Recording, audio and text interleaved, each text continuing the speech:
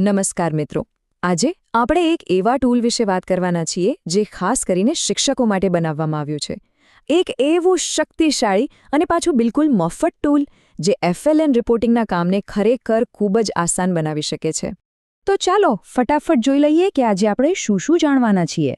આપણે શરૂઆત કરીશું શિક્ષકો સામેના એક મોટા પડકારથી, પછી એનો એક જોરદાર ઉપાય જોઈશું અને એ પણ સમજીશું કે એને વાપરવાનું શરૂ કઈ રીતે કરવું અને ડેટા કેવી રીતે નાખવો. અને છેલ્લે આ મહેનતનું પરિણામ કેવું મળે છે અને ડેટાની સુરક્ષાનું શું એના પર પણ વાત કરીશું. ભારતમાં શિક્ષણના કામમાં એક મોટો પડકાર છે જે ઘણીવાર ભણાવવાના મુખ્ય કામ કરતાં પણ વધારે સમય લઈ લે છે. આ એક એવો સવાલ છે જે લગભગ દરેક શિક્ષકના મનમાં આવતો હશે. આ બધું વહીવટી કામ કરવામાં ભણાવવાનો કેટલોય કિંમતી સમય જતો રહે છે, ખરું ને? તો આ સમસ્યાનો કોઈ ઉપાય છે? હા, બિલકુલ છે. ચાલો જોઈએ.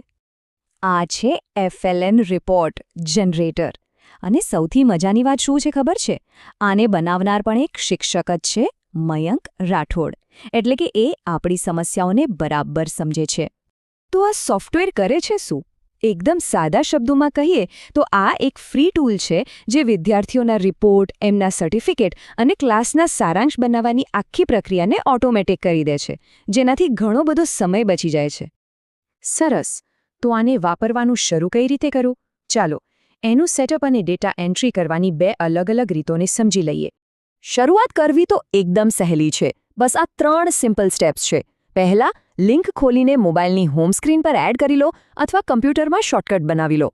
પછી પહેલીવાર વાપરતા હો તો એક નાનકડું ગૂગલ ફોર્મ ભરીને રજિસ્ટ્રેશન કરી લો. અને પછી બસ રજિસ્ટર્ડ મોબાઈલ નંબર અને પાસવર્ડથી લોગિન કરી લો. લોગિન કર્યા પછી સૌથી પહેલું કામ એ કરવાનું છે કે શાળા અને વર્ગની વિગતો નાખીને સોફ્ટવેરને કસ્ટમાઇઝ કરી લેવાનું. આ જ વિગતો પછી બધા રિપોર્ટ્સ પર દેખાશે, એટલે રિપોર્ટ એકદમ પ્રોફેશનલ લાગશે. અને હવે આવે છે આ ટૂલની એકદમ જોરદાર અને ખાસિયત. આનો મતલબ એ છે કે આમાં જે 30 ડિફોલ્ટ મૂલ્યાંકન હેડર આપેલા છે, જેમ કે મૂળાક્ષર કે શબ્દો, એમાંથી કોઈ પણને એડિટ કરી શકાય છે. બસ હેડર પર ક્લિક કરીને સ્થાનિક જરૂરિયાતો પ્રમાણે નામ બદલી શકાય છે. હવે વાત કરીએ ડેટા એન્ટ્રીની. એના માટે 2 ઓપ્શન છે.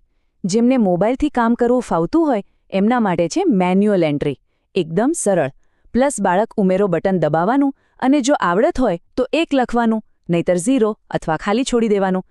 અને જે લોકો કમ્પ્યુટર વાપરે છે એમના માટે તો એનાથી પણ ફાસ્ટ રીત છે એક્સેલ અપલોડ. ખાલી ટેમ્પલેટ ડાઉનલોડ કરીને ભરી દો અને અપલોડ કરી દો. બધો ડેટા એક ઝાટકે અંદર. ચાલો, તો આટલી મહેનત પછી આઉટપુટ શું મળશે? પરિણામ કેવું દેખાશે?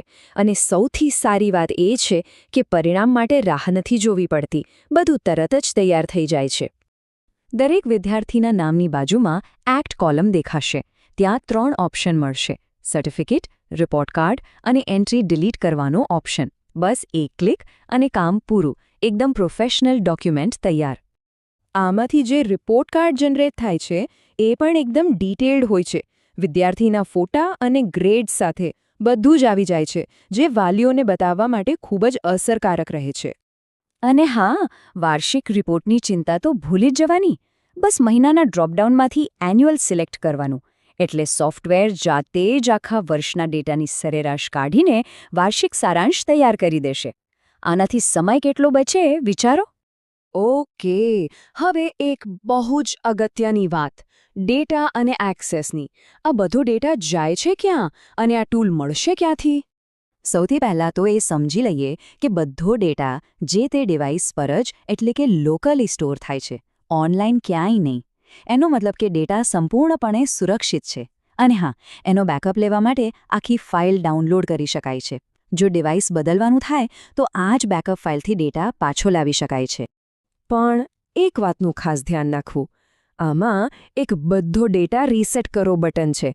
આ બટન ભૂલથી પણ દબાઈ ન જાય એનું ધ્યાન રાખવું, કારણ કે એનાથી સોફ્ટવેરમાંથી બધી જ માહિતી કાયમ માટે ડિલીટ થઈ જશે. તો હવે સવાલ એ છે કે આ સોફ્ટવેર મફતમાં મળશે ક્યાંથી? બસ YouTube પર જઈને tr.Mayank Rathod સર્ચ કરવાનું છે. ત્યાં એક ફોર્મ ભરવા માટેની લિંક અને વધુ અપડેટ્સ માટે ગ્રુપમાં જોડાવાની લિંક પણ મળી જશે. તો વિચારવા જેવું